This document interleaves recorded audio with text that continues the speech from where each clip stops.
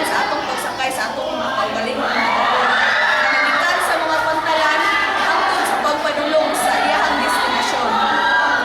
Kini mao ang akong paghubad sa The Steamer nga bala. Nahulog kini ang mga vapor. Nakamusisa ba ka kung asa padulong ang vapor?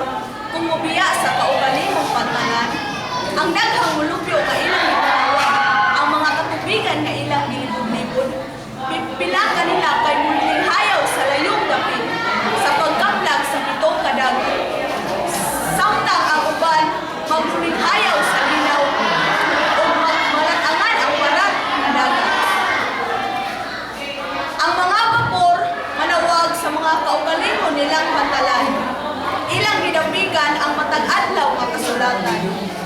Aduna sila itamdanan sa agianan, naa sa buwan ug sa adlaw ug sa gabon, sa kadagatan sa habagatan ug ang mga sangad sa mga korale sa India, ug ang ubang vapor sa malinawon nga piling. Lakip ni atong halayo nga tapok sa malaplata nga bulbul. Adunay pipila nga makakapon sa sidakan nga damo, saylo sa pagsalog sa adlaw. Ug ang pipila sa mga barko makakita sa kahayag sa amihanan. Kung ang artiko nga adlaw matapos na, ilang balantaw ang mga puti ug itom, halalo sa abagatang kawalangan. Nakamusisa ba ka kung asa padulong ang vapor? Kung makasugod na sila paglibod-libod, makalantaw sila sa daghang mulupyo o kalanawon ug balik sa kaugalingon ni ining pantalan.